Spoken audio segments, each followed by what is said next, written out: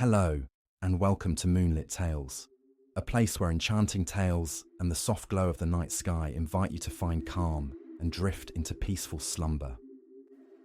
Tonight, we'll explore another soothing story, one crafted to ease your mind and guide you gently into rest. Before we begin, let's take a few moments to settle in.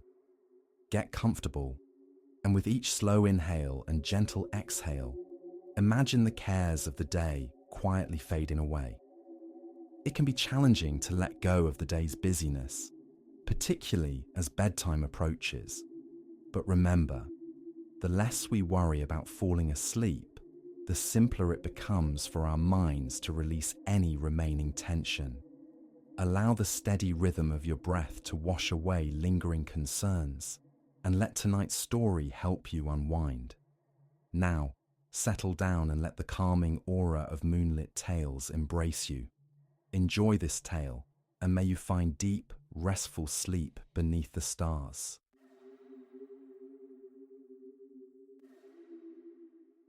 Once upon a time, there lived a merchant named Laurent who had invested his entire wealth in a fleet of ships, only to see them lost to the depths of the sea.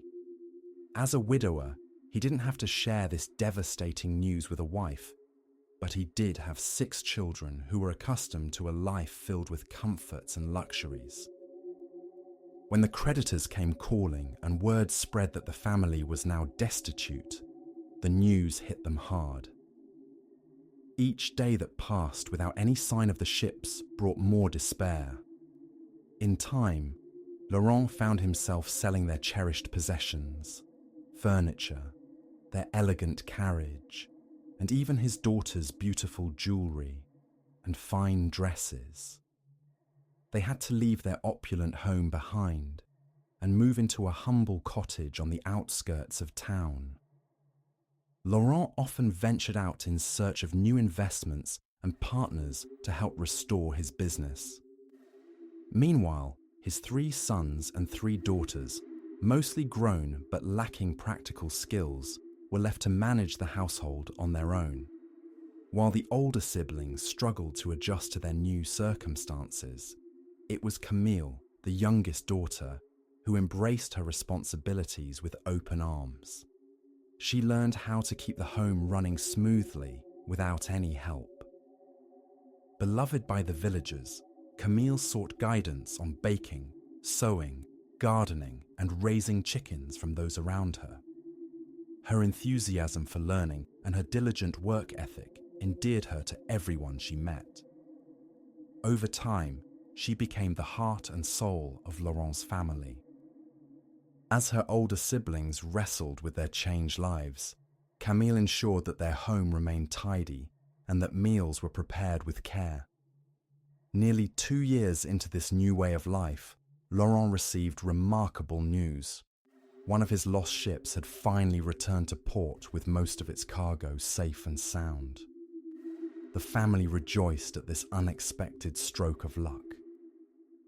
While the older siblings were eager to leave behind their modest existence among the villagers, Camille found happiness in their simple cottage, with its tidy garden and the warm aroma of freshly baked bread wafting through the air.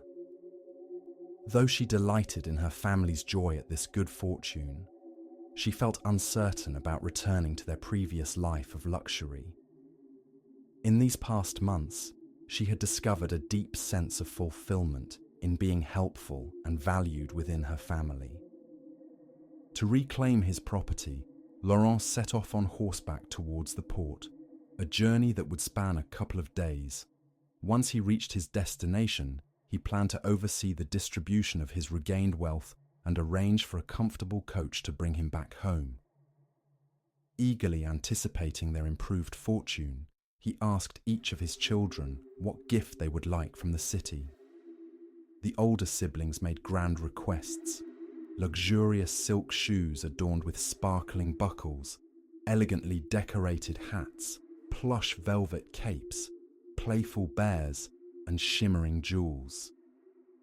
Camille, however, remained quiet, lost in her thoughts about her own wish. When her father encouraged her to share, She paused for a moment before replying, "Father, I have always dreamed of seeing a rose. They don't bloom in our area and are so rare and precious." She expressed her desire for just one rose in any color that delighted her heart. Laurent chuckled at his youngest child's unusual wish, but agreed without hesitation. Secretly, he decided to surprise her with a lovely necklace or trinket to accompany the flower. On the morning of his departure, the weather was lovely. Camille took great care in packing his saddlebag with provisions for the journey and bid him farewell with a bittersweet smile glimmering with tears. The others were more casual about it. Accustomed to their father's travels, they were mainly focused on the gifts they anticipated when he returned. As Laurent rode away along the sun-dappled forest path, Camille stood alone outside their cottage until he disappeared from view. A strange sense of unease washed over her, but she chose to keep it to herself. After all, their fortunes seemed to be looking up.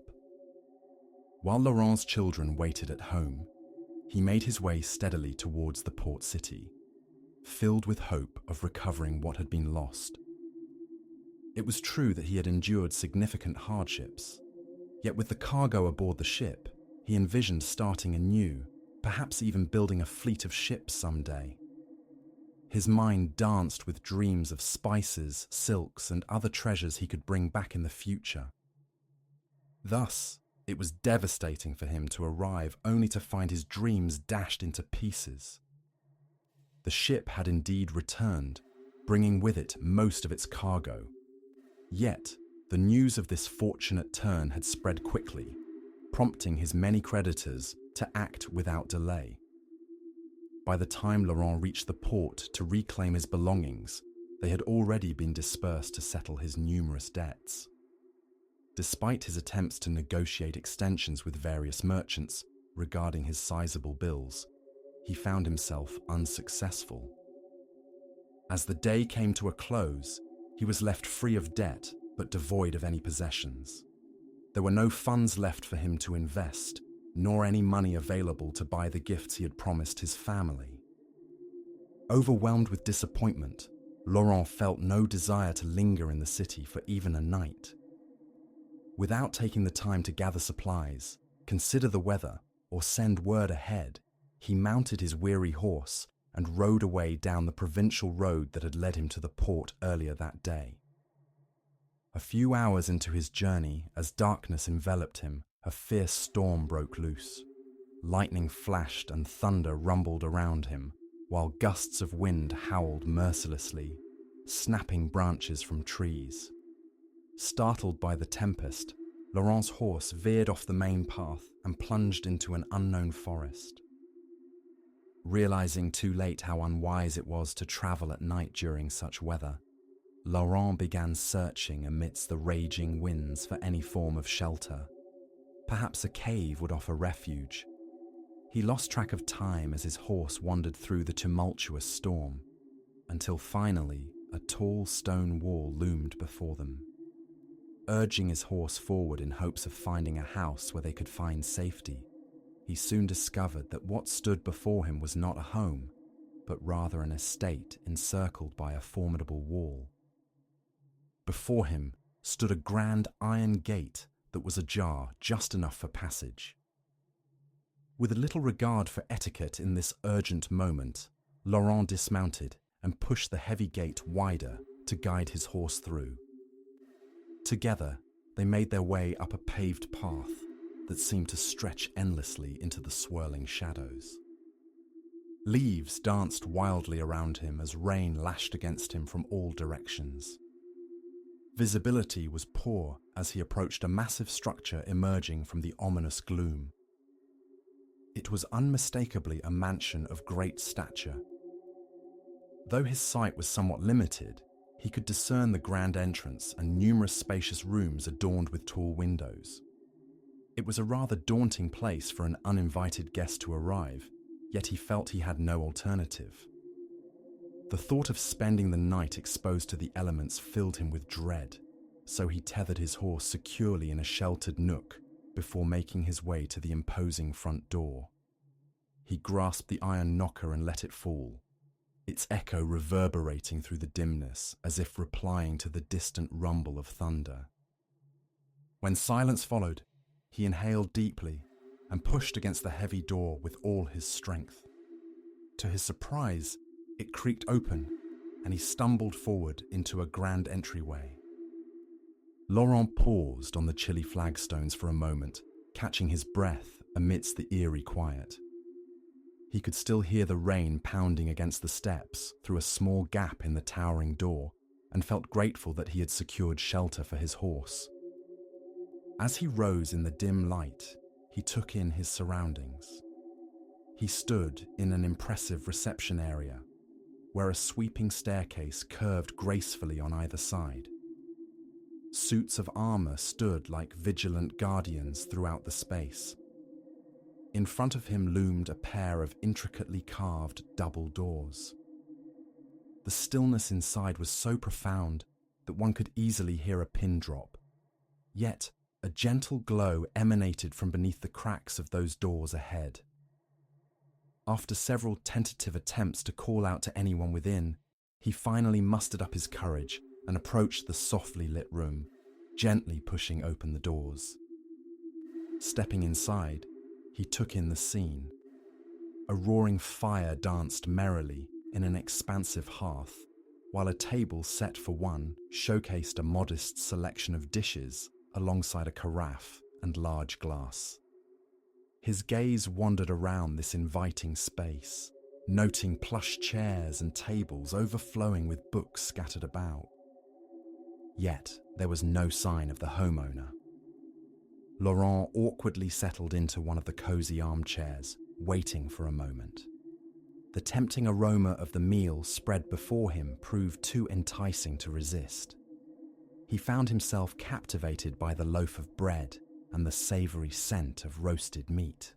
As time ticked by without any indication of company, his stomach let out a loud growl, pushing him to surrender to his hunger. Moving to the table, he began with a slice of bread and soon indulged in the entire meal at a leisurely pace. An hour drifted by in peaceful silence, leading him to believe that the owner was away, perhaps seeking shelter from the storm elsewhere. Enjoying a deep sip from his glass, he eagerly polished off the last remnants of dinner. Convinced that the homeowner was gone, Laurent reassured himself that he could clarify his presence come morning. After finishing every morsel, he comfortably reclined in his chair and emptied the carafe. The crackling fire enveloped him in warmth as he drained the final drop from his glass and pulled out the letter regarding his recovered cargo ship from his pocket. Once filled with hope, his dreams had now faded away. Unconsciously setting the letter aside on the table, he surrendered to a restful sleep. Throughout the night, he slumbered deeply without any dreams. When morning arrived, it took him a moment to gather his thoughts and remember where he was. The fire had long since died down, and remnants of last night's feast still lingered on the table. It appeared that the homeowner had yet to return. Feeling a wave of embarrassment for intruding into someone else's home, discomfort washed over him. Rather than wait for the homeowner's arrival, Laurent opted to leave quietly and swiftly. He reasoned that the unfinished dinner would have gone uneaten anyway. Rising from his chair, he crossed the room and opened the double doors. Dim light filtered into the entryway, revealing more clearly than before the bare hallway. Stepping cautiously into the foyer, it felt as though he were treading lightly among watchful suits of armor, half expecting them to spring to life and block his path. As he surveyed the grand twin staircases adorned with neglected ornate carpet runners, an unsettling sense lingered that this place had been uninhabited for quite some time. As he approached the grand front door, he grasped the handles firmly, summoning all his strength to slowly pull it open. Beyond lay a misty courtyard, shrouded in an ethereal haze. Once inside, He closed the door behind him and adjusted his waistcoat, striving to regain his composure. Though a sense of unease washed over him for leaving the imposing mansion under such stealthy circumstances, he made a silent vow to let this embarrassing moment fade into memory. He hurried back to the alcove where he had tied his horse the previous night, feeling a wave of relief wash over him as he found her safe and sound. Reaching into his saddlebag, he retrieved an apple, a leftover from Camille's thoughtful provisions, and offered it to the grateful creature. Untethering the horse, he guided her quietly along the stone path he had navigated through the blustery darkness just hours before. A glance over his shoulder revealed the mansion looming behind him as daylight began to break. The sprawling chateau was long and rectangular, with a central section flanked by matching wings on either side. Its tall, narrow windows lined both imposing stories in a disciplined manner, as if they were watching him depart. The grand structure was crowned with a thickly chimneyed roof of sloping tiles that added to its majesty. Turning his attention away from the formidable building, he led his horse towards the front gate, taking in the wild beauty of the overgrown gardens on either side. As he neared the end of the pathway, a charmingly neglected pergola came into view, draped with climbing rose bushes. In the center of a circular seating area stood a rose bush adorned with some of the most exquisite pink blooms he had ever encountered. Remembering his promise to Camille, his youngest daughter, determination filled him. He was resolved to keep his word.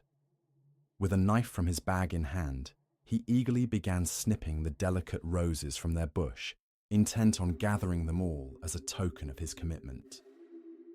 Engrossed in this task, he was unaware of approaching footsteps until he stepped back from the now bare bush and felt an unsettling presence behind him. Turning around, he was met by the piercing gaze of a rugged figure. Although this being bore human likeness, it was marked by an untamed mane of facial hair and an unusually tall, muscular build. Clearly taken aback and dressed in hastily thrown-on linen shirt and breeches, this figure appeared furious at having been disturbed. "What do you think you are doing?" he growled, his voice low and menacing like a wolf's. Laurent stood rooted to the spot, acutely aware of the bouquet clutched in his left hand. Stammering, he tried to explain that he had thought the house was empty and that the roses would not be missed. Noticing no softening in the man's fierce expression, he weakly added that he had promised roses to his daughter. The man, dressed in a linen shirt and exuding an air of authority, remained silent for a moment, seemingly weighing his words carefully. Finally, he stood tall and declared, "You have taken advantage of my hospitality without my consent. You feasted and found rest here, which I was willing to overlook. However, by plundering my beloved rosebush, you have overstepped your bounds. Each flower is dear to me and cannot be replaced. You must find a way to make amends for this loss." As these words sank in, Laurent felt a wave of despair wash over him. He shook his head in defeat, admitting he had nothing to offer in return. The stern host regarded him with icy eyes. "In that case," he said firmly, "you will need to work to pay off your debt. I am in need of labourers at my estate." Laurent stared back at him, desperately seeking an alternative solution. "But sir," he protested, "I have 6 children waiting for me at home. I cannot remain here. What will become of them?" The man remained unmoved by Laurent's plight. "Either you toil to repay what you owe, or someone from your family must take your place," he insisted. "Take your roses. They hold no value for me now," the man continued coldly. "Return to your family and make arrangements. I expect either you or a replacement within a week. Should you fail to appear, there will be consequences." With that final word, the stern figure turned away without a backward glance. Left standing there alone, Laurent watched as the man disappeared into the chateau's shadows, realizing he had no choice but to return home and prepare his children for his absence. Perhaps once the man calmed down, he would allow Laurent to leave his service early. Riding slowly yet steadily back homeward, he mulled over how best to share this troubling news with his family. Despite the lovely day, mist lifting and sunlight breaking through, his heart felt heavy with worry about what lay ahead. He arrived home late that night to find his children eagerly awaiting him. Their excitement was palpable as they anticipated gifts from their father. Opening and closing his saddlebags with hopefulness, they playfully reached inside for the treasures he had promised them. With regret weighing on him, Laurent instead presented each child with a single rose. Camille accepted hers with delight, inhaling its sweet fragrance and marveling at its beauty. However, his other 5 children pressed him insistently for their true presents. That evening, gathered around the bustling kitchen table, Laurent shared the tale of his unfortunate expedition to the port city with his children. He spoke of the loss of his remaining wealth and the events that led to his current obligation to the enigmatic owner of the chateau. As he concluded that he must return to work off his debt, a frown spread across the faces of his 5 eldest children. They sulked and questioned how they would manage without him. Only Camille remained silent. With an inscrutable expression, she sat deep in thought at the table. Eventually, she called for quiet, surprising her siblings, who knew her to be not one for voicing her opinions. Camille declared her intention to go to the chateau in place of her father. Laurent's eyes brimmed with tears as he protested vehemently against such an idea. Yet, Camille's logic was hard to dispute. Their father needed to remain at home to support the family. She was in a position to take on this responsibility.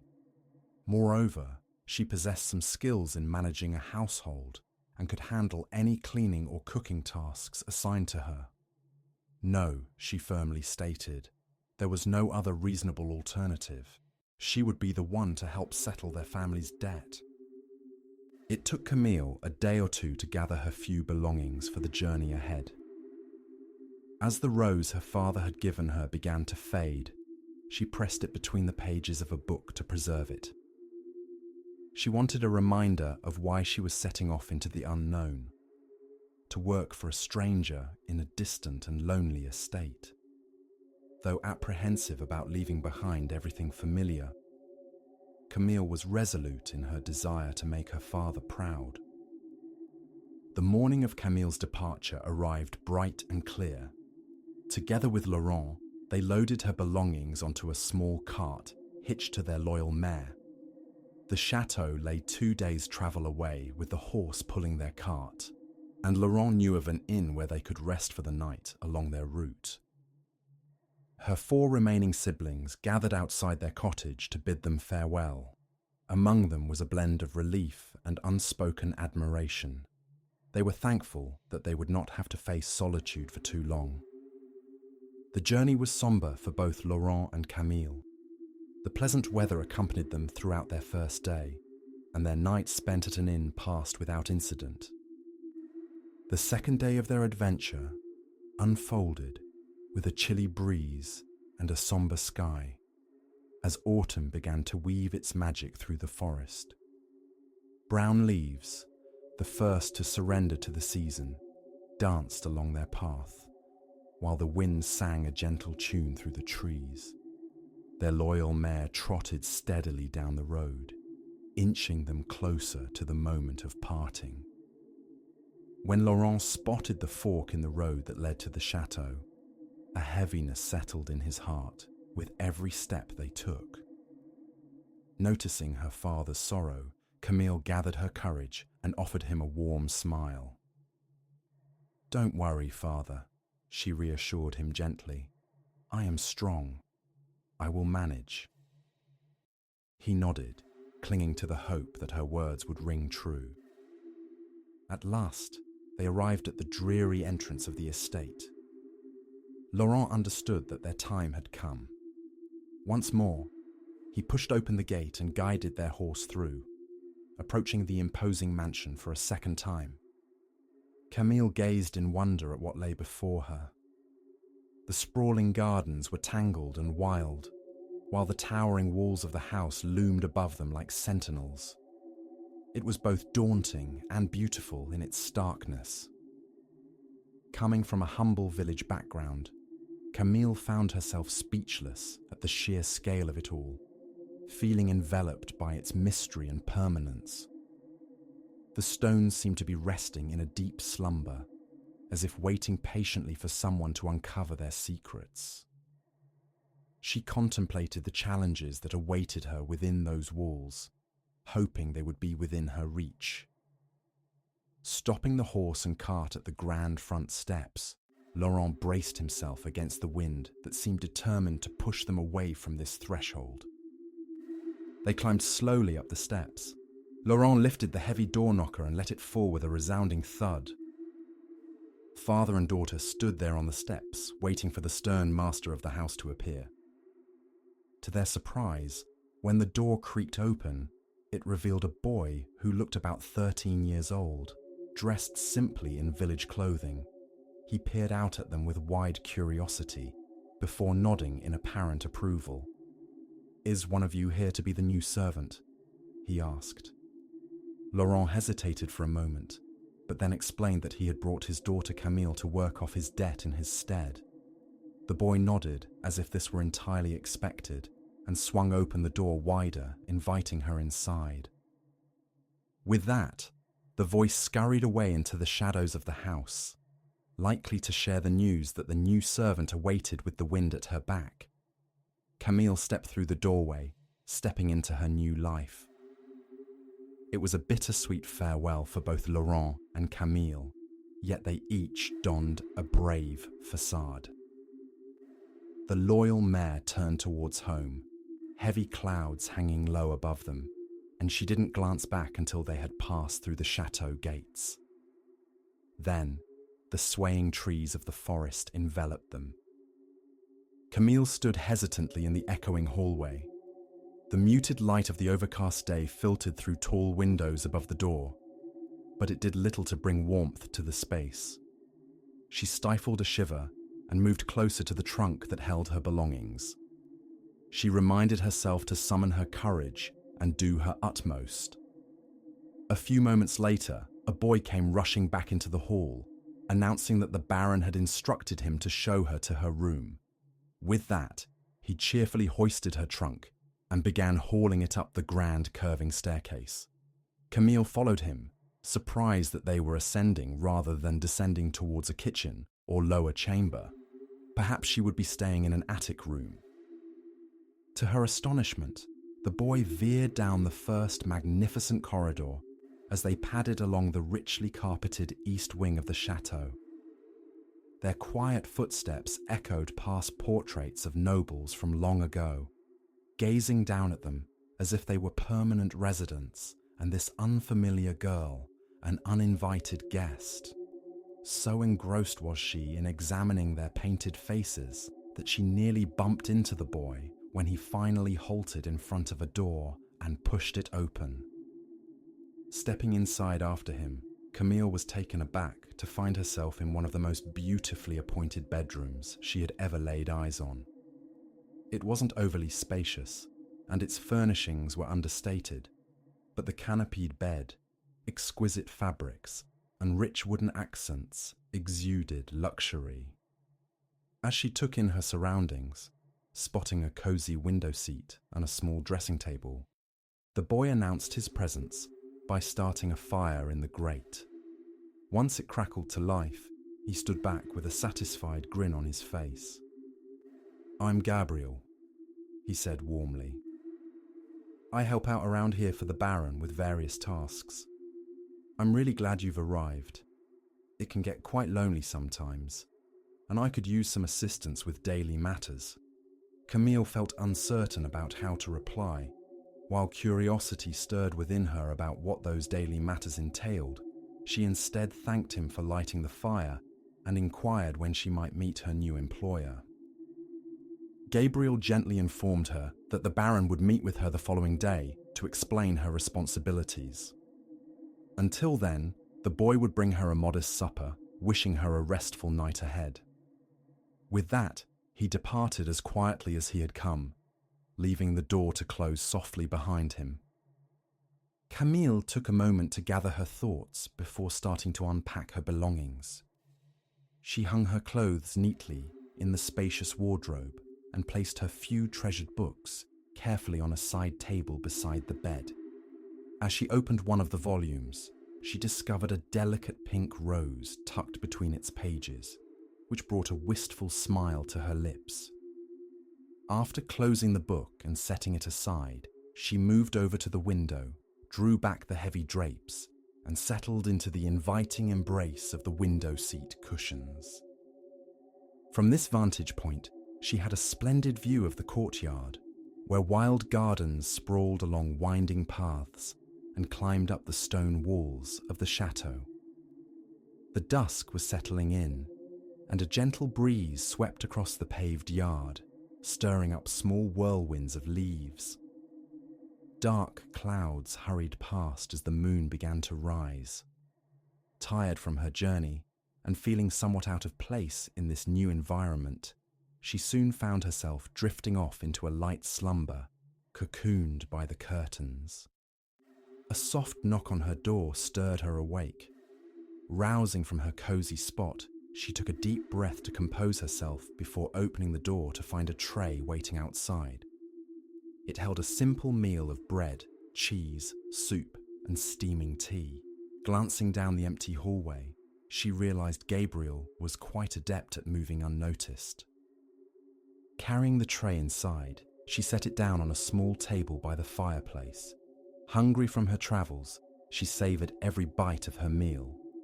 Skipping any elaborate bedtime rituals, she pulled back the coverlet and slipped into the warm comfort of her sheets and pillow before quickly surrendering to sleep. Throughout the night, Camille experienced strange dreams.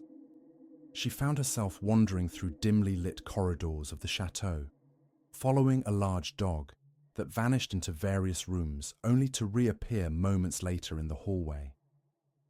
Eager to catch up with it, she reached a doorway just as it disappeared. Peering inside, she didn't find a dog, but rather saw a man's back as he sat at a desk. Just as he began to turn his chair toward her, she jolted awake.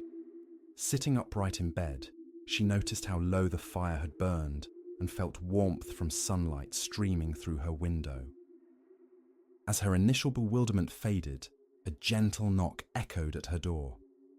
Standing there was Gabriel, balancing a tray in his hands. "Good morning, Miss Miller," he said with a polite smile. "I've brought you some breakfast." He gestured vaguely towards the hallway and added, "The Baron would like to see you in his study once you've finished." Camille nodded to the young boy, gratefully accepted the tray, and watched as he disappeared down the corridor. An hour later, Camille found herself standing anxiously before the very door of the room where her father had once enjoyed his secret dinner by the fire. She could hear the rustle of papers from within. Clearing her throat softly, she tapped lightly on the door. The sounds ceased abruptly, and she heard a chair scraping against the floor. Moments later, a man with an abundance of facial hair emerged. His features were rather pronounced, and his expression seemed to carry a natural frown that was quite intimidating. Yet Camille made sure to mask her apprehension. With a polite nod of her head, she greeted him. The large man studied her for a moment, before returning the gesture with an awkward nod. He then motioned for her to take a seat in a chair near the warmth of the fire. With a heavy sigh, he settled into the armchair across from her. "Understand that you will be the one to settle your father's debt," he stated. "Are you comfortable with basic household chores like cleaning and cooking?" Camille nodded, confirming her familiarity. The man seemed pleased by her response. He picked up a hefty ring of keys from a nearby table. "As you can see, I am rather short on assistance here, he explained. Gabriel handles my essential needs. His mother supplies me with bread, milk, and eggs each day, while he runs errands in town. But aside from myself, there is no one else to manage the estate. You can surely see that for yourself. It's still quite a lot of work for just you and Gabriel, but we'll manage. He paused, as if expecting a response. Camille was taken aback by the thought of being the sole housekeeper in such a vast mansion, yet she felt it pointless to voice her concerns. The man continued. These keys will unlock most rooms in the house, although there's little need to access many of them. If you require something that Gabriel cannot fetch for you, please don't hesitate to ask me. Otherwise, I prefer that you make as many household decisions on your own as possible. I spend most of my time in my study or the library. Overwhelmed by the magnitude of the task he was assigning her, Camille simply nodded, signaling that their conversation had come to an end. He stood up abruptly. Camille rose from her chair, accepted the ancient-looking keys from him with gratitude, and nodded once more. As she turned to leave the room, he called after her. Dinner is at 7 p.m, and it would be wise for you to join me in the dining room. Camille bobbed her head in acknowledgement, thanked him softly, and exited the study. Standing bewildered in the echoing front hall, she felt both lost within its expanse and as though it were closing in around her. She spread the heavy keys across her open palm and gazed at them thoughtfully. Though she didn't know what doors they unlocked, they exuded a quiet sense of authority. Her daydreaming was interrupted when she noticed Gabriel stepping out from the shadows. With a bright grin aimed at her, he asked if she would like a tour. Gratefully accepting his offer, Camille embarked on her adventure as the housekeeper at the chateau. What Camille discovered was that the Baron lived in solitude, having done so for many years because of his intimidating demeanor, which instilled fear in those who resided nearby. They shared unflattering tales and treated him with disdain whenever he ventured into public. Gabriel was the sole link between the Baron and the outside world. He had begun by running errands for the Baron long ago, but had soon come to admire the man behind his stern exterior. He reassured Camille that the Baron's bark was indeed worse than his bite. Each day, Gabriel devoted himself to caring for the house, ensuring that its needs were met, and at night he would return to his family's modest home on the outskirts of town. "Believe me, miss," he urged her, "the Baron is truly a fair and kind soul." Gabriel then guided Camille through the many rooms and corridors of the chateau, which showed signs of neglect in various areas. The dim hallways were lined with unused bedrooms, each draped in dust covers. The fireplaces stood cold, with some rooms having remained untouched for decades or even centuries. In these forgotten spaces, furniture and belongings were piled high, cloaked in cobwebs. The windows struggled to let in light from outside, obscured by layers of grime that had built up over time. As Camille explored her surroundings, she quickly realized that only a handful of rooms were utilized on a daily basis, and it was her task to tidy and organize them. These included the kitchen, the Baron's study, and the main entryway. Yet, the most breathtaking space of all was the library. Gabriel graciously permitted Camille to sneak a glance inside, while the Baron was preoccupied elsewhere, and she was utterly captivated by the sight that greeted her. The library was an expansive room, adorned with lofty ceilings and gilded embellishments. Towering bookshelves reached up to the ceiling, lining every wall except where windows allowed sunlight to pour in. At either end of this grand room stood rolling ladders, poised to glide across the shelves and grant access to any book within reach. An infinite array of volumes awaited her gaze, their spines showcasing rich hues of crimson, deep green, navy blue, and earthy brown, each one inviting her to pick it up and delve into its pages.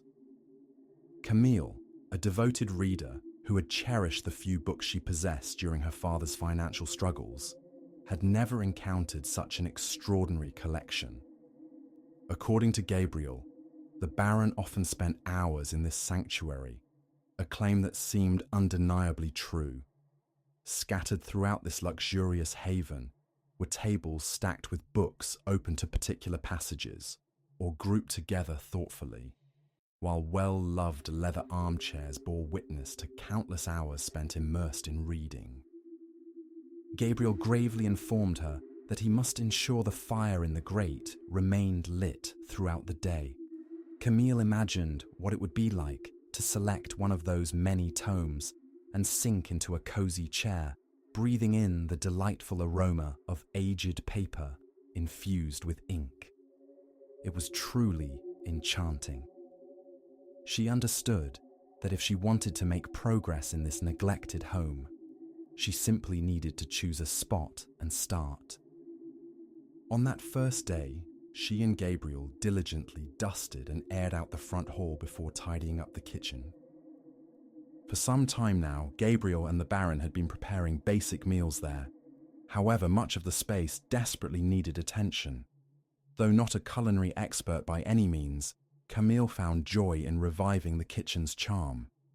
She sent Gabriel into town with a shopping list before turning her focus back to work. Countertops were cleared of dust, pots and pans gleamed once more, and gradually, the once cold and empty space began to radiate warmth again. By the time dinner rolled around with the Baron approaching for a meal together, Camille had prepared a simple dish of roasted chicken. It may not have been extravagant, but she felt a sense of pride in what she had accomplished. With only a moment to refresh herself, Camille made her way back to her room. Gabriel had rekindled the fire, and she took the opportunity to wash up at her pitcher and washstand before slipping into her finest gown. As she approached the window to close the curtains for the evening, she paused, peering out into the enveloping darkness. The courtyard was still, as if holding its breath in anticipation. Not a single creature stirred. Even the birds seemed to have settled down for the night. The grounds were wrapped in a cloak of tranquility.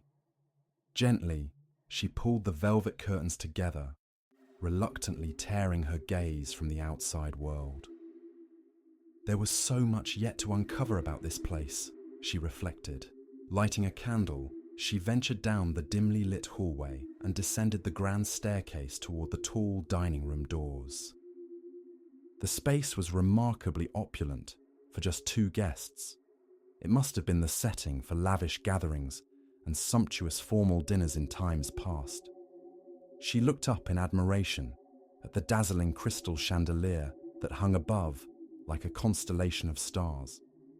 At one end of the long table, Gabriel had set 2 places, and dinner awaited her arrival. She was the first to enter. It wasn't long before the Baron's imposing figure appeared awkwardly in the doorway. He paused briefly to nod in acknowledgement. With a gesture toward the 2 place settings, he invited her to take a seat. Camille happily sank into one of the plush chairs. "I see you and Gabriel have been quite industrious today," remarked the Baron, raising his eyebrows at the hearty meal spread before them.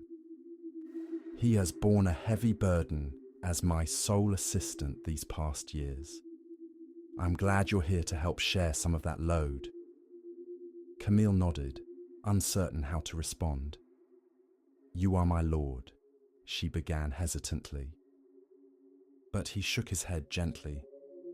"Please, just call me Antoine," he replied with a hint of humour in his voice. "I am lord of nothing now, merely lord of this chateau and its collection of dusty relics," he added with a wry smile. Looking deeply into her eyes, he gently spoke. "I regret the circumstances that led you here, but I hope you can find solace. I aim to be just, and I'm truly glad to have your company. Camille nodded, a brief smile gracing her lips. Would you like me to tidy up the library tomorrow? She asked. I wasn't certain if you preferred I stay out of it. After a moment's reflection, the Baron consented with a nod, indicating it was fine. He continued, Feel free to borrow any book that catches your interest from the library. As Descartes wisely stated, reading good books is like conversing with the greatest minds of history. You'll find my library boasts an impressive array of volumes. It's quite enchanting in that way. Surprised by his kind offer and cultured nature, Camille observed her somewhat melancholic employer as he ate his meal. Having been at the chateau for only a day, her outlook on her situation had already begun to transform. She now found herself as the mistress of a splendid estate with the freedom to work as she wished, and she had just been granted access to an expansive library. Perhaps this unforeseen turn of events wouldn't be as grim as she had initially feared. Lost in thought while gazing at her plate in the flickering light of the fire, all she could hear was the gentle clinking of silverware against china. During dinner, Camille and the Baron exchanged few words, finishing their meal in respectful silence. Later on, as she nestled comfortably beneath the crisp white sheets of her luxurious canopy bed, Camille felt a sense of hopefulness wash over her. This secluded estate held many captivating secrets waiting to be discovered, and she eagerly looked forward to uncovering them in time. Rolling onto her side, she sleepily admired the tightly drawn drapes that shielded her from the darkness outside. Within the chateau, a flame danced softly in the hearth, casting a warm glow that enveloped her. The next day, after tidying up the kitchen, Camille cautiously ventured toward the library. Knowing that the Baron was occupied in his study, she seized this chance to explore the magnificent collection of books under the pretense of cleaning. With a duster in hand, she meticulously made her way around the shelves and tables, addressing neglected surfaces that had accumulated dust over time. Just as she was about to shift a stack of books, Antoine appeared at the doorway. Kindly avoid disturbing any of the stacks or opening any books, he gently asked. Camille, realizing her mistake, quickly stepped back from the pile she had touched. I'm sorry, she said softly. There's no need to apologize, he replied with a warm smile. I understand it might appear a bit chaotic. I'm in the midst of some research and would hate to lose my spot. He then asked her if she had chosen a book for herself. She admitted that she hadn't and requested any recommendations he might have. Camille revealed that she often felt unworthy of understanding such deep works, given her less formal education compared to his. Antoine smiled warmly, gestured broadly and said, Acknowledging one's ignorance is the first step toward gaining wisdom. Noticing her confusion, he winked playfully and added that this wise saying was attributed to Socrates. He crossed the room and carefully retrieved a small book from a lower shelf, handing it to her gently. Perhaps you would enjoy some of his other thoughts. He truly valued the art of questioning. Camille accepted the book with a grateful nod. Just as she was about to leave the room, she paused and indicated that she did have a question after all. Could I possibly hire some villagers to help tidy up the gardens before winter? She asked. Antoine looked at her with a hint of sadness in his eyes and shrugged lightly. If Gabriel can find anyone willing to come onto the estate, you are welcome to do so. Sadly, most are reluctant to enter the chateau grounds because of the wild stories that have circulated about me over the years, which has left me rather isolated. Camille frowned at this revelation. How do you cope with it? Doesn't it frustrate you to be treated so unfairly? Le Baron looked down thoughtfully before responding. I was once a more charming but vain and foolish man. It took a significant misfortune for me to recognize my errors and understand how others view me. Perhaps this is merely retribution for my past mistakes. Camille remained silent, choosing not to ask any more questions that day, though she was determined to learn more about how her employer had fallen into such unfortunate circumstances. For now, she looked forward to exploring Socrates' writings in her room after dinner. As time passed, Camille quickly adapted to her new role as the housekeeper of the chateau and even grew fond of it. With a bit of persuasion, she managed to convince Gabriel to hire a few local men who arrived one day and cleared away years of neglect from the gardens. This was only after Camille instructed them firmly not to harm the rosebush near the pergola, as it had been planted by Antoine's mother and held special meaning for him. She felt a twinge of regret for inviting the village men into the house when she caught wind of their unkind remarks about Antoine. "He's an absolute monster," one of them declared loudly to his companion. "He lives like a beast in there," chimed in another, "with no manners and not suitable for human company, but I'll gladly take his money," he concluded crudely. Camille's gaze fell upon Antoine, who stood by the window, absorbing their harsh words. In a rush, she moved to close it, desperate to protect him from their cruelty. He dismissed her concern with a wave of his hand, appearing unfazed. "I've grown used to such talk," he replied calmly. "It has been many years since I've mingled with society." Still troubled, Camille questioned, "How can you endure such injustice? They don't even know you. How do you not despise them?" He shrugged lightly, his attention drifting to a stack of books on a nearby table. A brilliant English playwright named William Shakespeare once penned, "There's no furnace so hot for your foe that it doesn't singe yourself by holding goodwill for those ignorant souls. Thus, I lighten my own burden." With a gentle smile and a nod in her direction, he suggested, "You might enjoy reading Shakespeare yourself. He created some remarkable plays."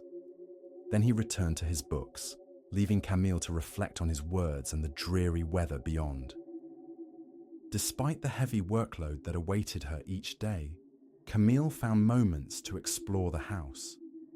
As autumn settled in with its crisp air, early sunsets, and cool evenings, she would meander through the corridors with a candle in hand, using her hefty ring of house keys to unlock the numerous closed doors lining the halls. Most rooms turned out to be bedrooms that hinted at the chateau's past as a haven for many distinguished noble guests. Covered in dust sheets, each darkened room revealed elegant four-poster beds, fine furniture, and chairs draped in dusty fabric.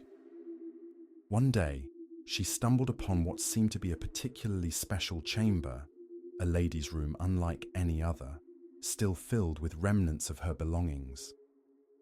A graceful dressing table showcased jars of powder and sparkling perfume bottles that caught the afternoon light. Nearby stood elaborate wigs from long ago on their own stands, as if they were patiently waiting for an extravagant ball. As Camille opened the wardrobe, she was taken aback by a stunning array of silk dresses from the pre-revolution era. With great care, she let her fingers glide over their fragile skirts, almost fearing they might crumble at her touch. Imagining the elegant lady who once wore them, the room seemed to pulse with echoes of the past. When she turned her attention to the chest of drawers, she found it brimming with sparkling necklaces. Within a small velvet box lay a ring adorned with a shimmering sapphire. Camille closed the container softly, mindful not to give the impression of taking anything for herself. With a heavy heart, she left the room and locked it behind her. It felt like a portal to happier times, and was undoubtedly the most enchanting sight she had ever seen in the house. Camille diligently penned letters to her father, which Gabriel would carry into town during his errands. In these letters, she reassured him that she was being treated kindly and enjoyed her work. Over time, She even began sending him some money. After her first month, the Baron informed her that he could not allow her to toil without compensation, since she had more than repaid the damage to the rosebush. He expressed his wish for her to stay and offered her a weekly wage for her contributions, which Camille gladly accepted. As Antoine's housekeeper, she felt as though she had discovered her true purpose. Her organizational talents flourished, and the delightful company, along with access to his remarkable library, became her greatest treasures. Though Antoine was often deemed unattractive, nothing about him had changed, except that Camille ensured his clothing was well kept and presentable. Occasionally, when he passed by or during their conversations, she would catch a glimpse of a handsome man in the mirror. In those moments, he appeared less rugged and more harmonious in features. But after blinking and refocusing, she would see again the same fearsome visage as before. It felt as though the dark magic of the chateau was playing tricks on her senses. With a hint of amusement, she noted that sometimes a beggar would arrive at their door, unaware of the estate's infamous reputation in her village. Typically shunned and seldom helped, beggars were turned away without mercy. The townspeople's attitude suggested they believed that those in poverty somehow deserved their fate, and that diligent workers did not find themselves in such dire straits. Camille had expected that Antoine would simply send them away, but to her astonishment, he asked her to hand over the exquisite coins before they left.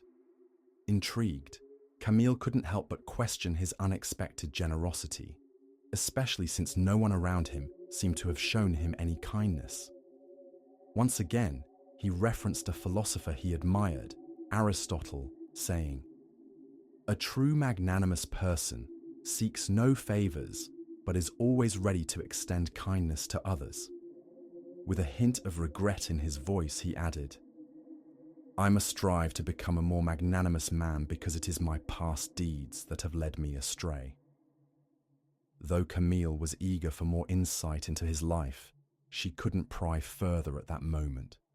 Still, her desire to understand Antoine's story grew stronger. Later that evening, as they sat in the softly lit dining room, savouring a warm winter stew, Camille found the courage to ask about Antoine's loneliness in the chateau. After a brief pause filled with contemplation, Antoine sighed deeply, reclined in his chair, took a sip of his drink, and began to share his tale. "Years ago," he began, "I lived here with my mother. After my father passed away when I was just a child, I inherited this estate. My mother was a radiant spirit who spread joy and kindness wherever she went. She was the one who cared for the rose bush that your father so carelessly stripped of its blossoms." Antoine hesitated for a moment, visibly troubled by his memories, before continuing. "When my mother fell ill and eventually died, I found myself alone and unprepared. Regrettably, I failed to uphold my responsibilities. Young and reckless, I squandered our family's fortune on trivial luxuries and extravagant celebrations. The estate fell into disrepair. Debts piled up while I mistreated those who worked for me. Without my mother's wisdom to guide me, I descended into a life of excess that brought no value to anyone, myself included." He paused again, as if gathering strength for what came next. "One night during one of my lavish parties," he recounted slowly, "a servant approached me with news of a woman at our door seeking food and help. Caught up in the revelry, I heartlessly dismissed her request and told my servant to send her away to seek work elsewhere. But before he could usher her out, she pushed her way inside and foretold that my pride would lead to my ruin. She cursed me with a life of solitude and lovelessness until I learnt compassion and embraced humanity for redemption." With a furrowed brow, Camille pondered Antoine's words. Humanity? What could she possibly mean by that? Antoine shrugged in response. It's a mystery that has haunted me for years. Even though I have access to an extensive library brimming with the insights of philosophers, mathematicians, and poets, I remain ensnared in my curse. My intellect may flourish, yet the collective wisdom of humanity has not unveiled a way for me to break free. Camille observed him from across the table, listening to the gentle crackling of the fire that filled the silence. She envisioned him sitting alone before many fires over the years, with no one to share his thoughts. How long had he been confined in this solitary space, leafing through countless books in search of redemption? Antoine flashed a bright smile, attempting to dispel the awkwardness in the air. Ah, well, he said cheerfully. As the great Isaac Newton once remarked, to reach the simplest truth requires years of contemplation. Perhaps one day I will discover the answer nestled within her dreams that night. In that moment, Camille felt as if she had finally pieced together a puzzle. All these years, Antoine had immersed himself in study and reflection, seeking understanding and atonement. He was no longer a man who would deny kindness even to those deemed unworthy.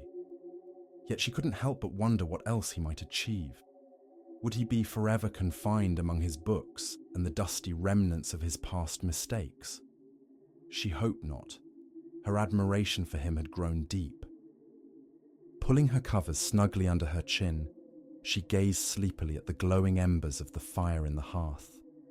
Wrapped in the comforting stillness of their home, she drifted off to sleep once more. Throughout the icy embrace of winter, Camille and Antoine found solace in each other's company at the chateau, with Gabriel as their steadfast link to the outside world. Many rooms within the vast mansion remained locked and untouched. The areas they frequented for their daily lives were tidy and warm, thanks to Camille's diligent care. Their meals were simple, yet satisfying. Outside, snow piled high in the courtyard, while chilling winds whistled through deserted hallways. Yet within those walls, the trio remained close to their firesides, engrossed in their books and each other's company. At long last, the first whispers of spring graced the land. Camille received a letter from her father, bringing news that her eldest sister had found a match and that the wedding was set to occur in just a few weeks. He inquired if the Baron would permit her to take some time off to join in the celebrations at home. If granted, Laurent would be more than happy to come and collect her from the estate. When Camille shared this request with Antoine, he set his book aside, looked at her with a gentle smile tinged with sadness, and said, "Of course she should go. Let her take as much time as she needs." As she expressed her gratitude for his understanding, she once again perceived not a beast before her, but a man. She blinked several times to dispel the fleeting illusion. As she stepped out of the room, she hesitated for a moment, casting one last glance over her shoulder at him. Then she turned away, leaving him to his reading and putting that moment behind her. Her journey to and from her sister's wedding was uneventful. Upon her return home, family members greeted her with curious eyes and perhaps even a hint of newfound respect. They admired the elegant new attire she had purchased with her earnings. It was clear that the money she sent back had played a part in securing her sister's marriage. Though modest, this match transformed their family's image in the eyes of the villagers.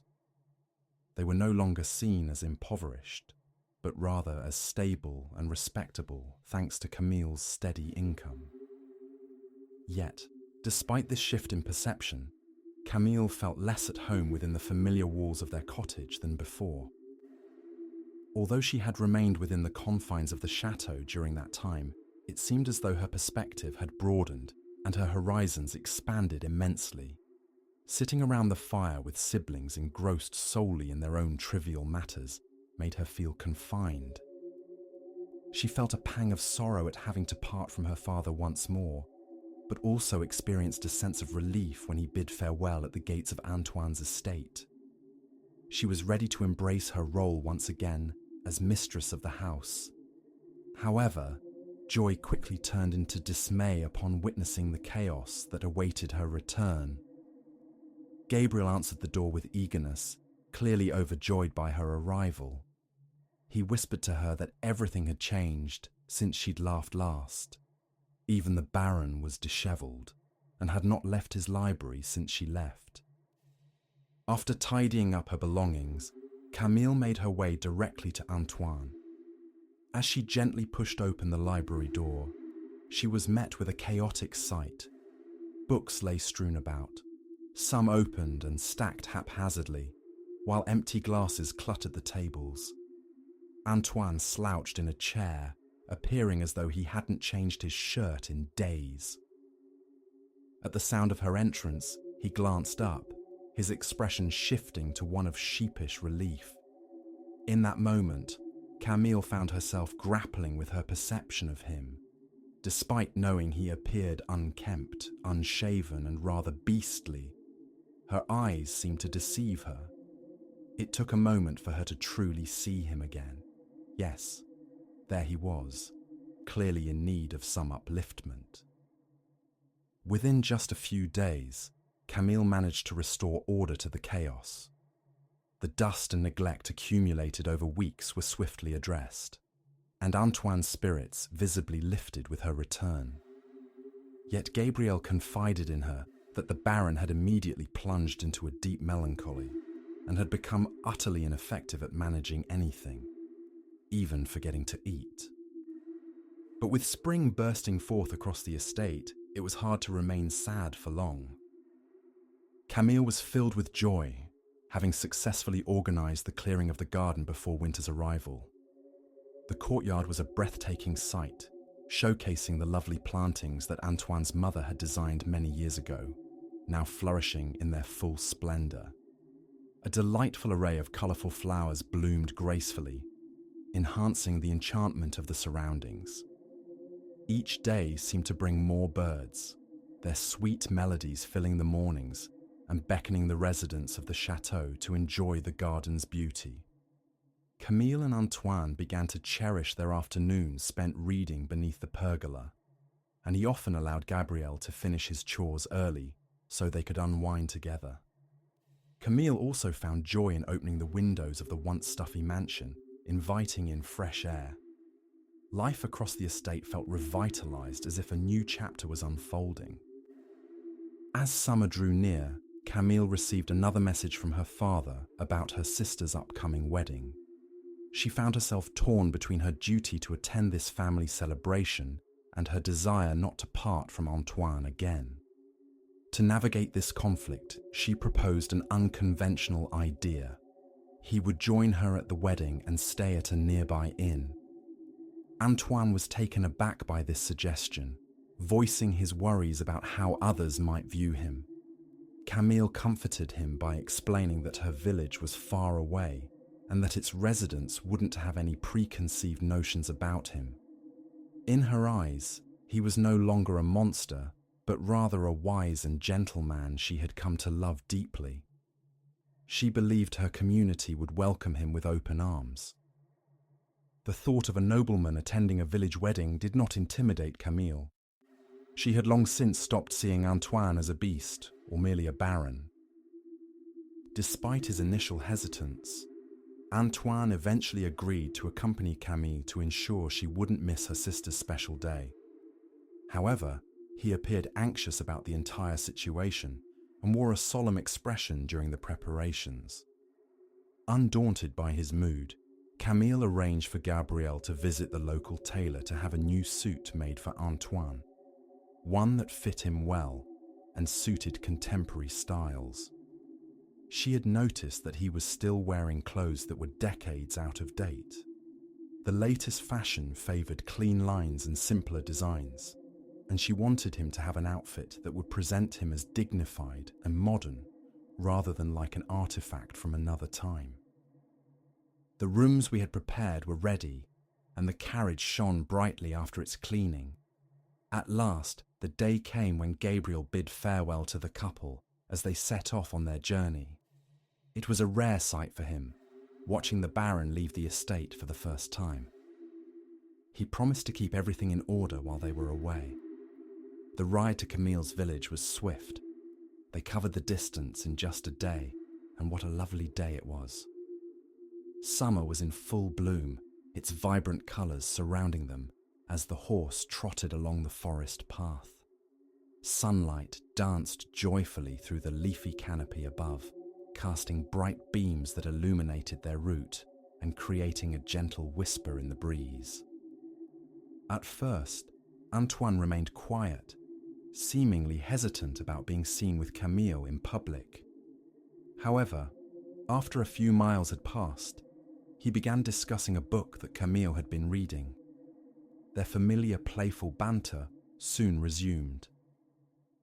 Camille couldn't help but smile to herself as she watched his best traits shine through. From her vantage point beside him, she could almost believe she was sitting next to a charming gentleman, and she decided not to shatter that delightful illusion. Eventually, their pleasant journey reached its conclusion. As dusk descended, crickets began their evening serenade in the fields. The carriage pulled up at her family's cottage, and they both stepped down from their seats. Her entire family stood waiting at the door, with her 4 unmarried siblings staring curiously at them.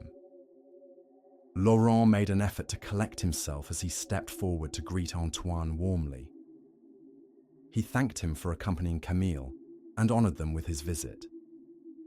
Yet Camille felt her cheeks warm with embarrassment when her brother leaned over to whisper something to her older sister, prompting a giggle from her. It was clear they were teasing about the Baron. A collective sigh of relief swept through everyone when Antoine took his leave for his lodgings.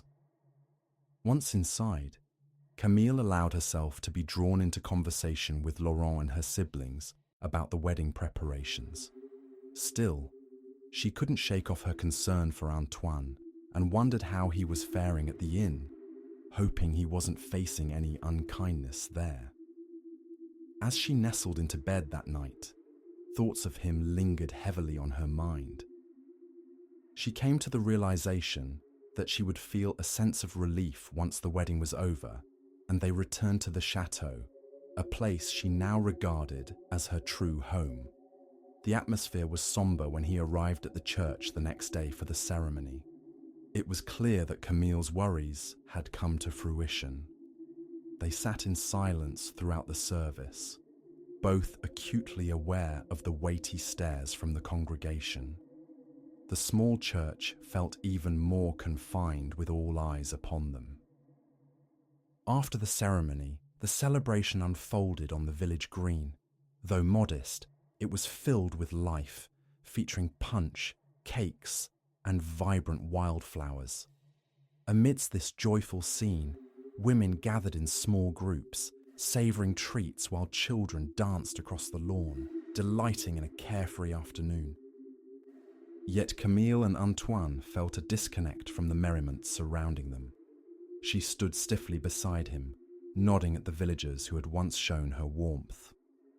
The familiar faces that had taught her about gardening and baking years ago now kept their distance, whispering among themselves and exchanging knowing looks in her direction. Not a single neighbour offered a kind word to Antoine. He smiled politely, but remained quiet. Her own family provided no comfort either, completely overlooking the couple as they navigated through this challenging day. As Camille and Antoine stood there, anxiously wishing for the party to come to an end, they caught snippets of a conversation between 2 men nearby. "You might have wealth," one sneered, "but no one will ever want to marry him with a face like that." The other man laughed, responding, "It's quite pitiful when you have to woo your own maid." Those words pushed Camille over the edge.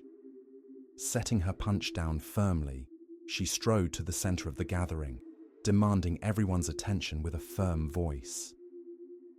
"I convinced the Baron to join me here because I believed you were good people. she declared boldly.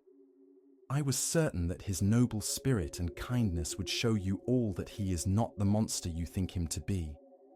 Yet I must confess my error. None of you are worthy of his respect. We will no longer impose upon you. Let me be clear.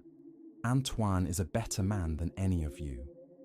I would choose him as my companion over each and every one of you without hesitation, and that is the truth. A hush fell over the crowd as they stared in shock from Camille to Antoine and back again. When she turned her gaze back to him, something extraordinary caught her eye. Where once stood her dear friend was now a strikingly handsome man, radiating dignity as he smiled gratefully at her. Despite her efforts to shake off her surprise and see clearly, his appearance remained unchanged. His facial hair was gone, his features sharp and refined, and his stature commanding. He was as handsome as any man she had ever encountered, and that fact held steady in her mind. Whether it was a change in perception or perhaps some kind of magic at play, the other guests continued their merriment as if nothing had happened. They greeted Antoine warmly and smiled at Camille as though everything was perfectly normal. It felt as if the awkward incident had vanished into thin air. The villagers behaved as if they had never seen a beast among them before. It was both a mystery and a miracle. A long-standing veil had been lifted for good. This serene moment of victory signified Antoine's ultimate liberation from the enchantment that had bound him. For many years, he had searched for answers within the pages of his library, immersing himself in the wisdom of humanity. Yet, he had failed to truly understand the woman who had cast the curse upon him. The lonely decades spent nurturing kindness, generosity, and forgiveness had blossomed into the humanity that captured Camille's heart. This newfound essence was the key that shattered his curse. Soon after, Camille and Antoine found themselves together under the pergola in his garden, marveling at his mother's rosebush, which was flourishing once more. As twilight enveloped the chateau, crickets began their evening serenade. The blissful couple cherished the warm summer night as Camille admired the transformed Antoine, appreciating the handsome features that had long been hidden beneath a beastly exterior. As she watched him, he straightened up and pulled from his pocket the ring she had once admired in his mother's dresser. "You were the only one who truly endeavored to understand me," he said softly. Then, with a hint of playfulness, he quoted one of his many beloved books. As Copernicus said, "Everything revolves around the sun. You have become my sun." With a wink, he added, "In the end, I believe you've shown you can manage this chateau beautifully." Camille chuckled and nodded in agreement as he slid the sparkling blue gem onto her finger. Staring at it in wonder, she recalled when she first laid eyes on it in that mysterious bedroom, filled with elegant dresses and shimmering jewels. It sparkled in the sunlight as if whispering a precious secret to her. Now she was becoming part of this estate's rich history. Before summer faded away, Antoine and Camille exchanged their vows in the courtyard of the chateau, surrounded by the sweet scent of blooming roses and the cheerful songs of birds nestled high in the trees. Standing in the shadow of their home, Camille looked at Antoine with a heart brimming with gratitude, feeling an undeniable sense of belonging in a place that had once felt foreign to her. This was no longer the lonely estate she had encountered just a year prior. Through kindness, patience, and a shared quest for wisdom, they had discovered true happiness together.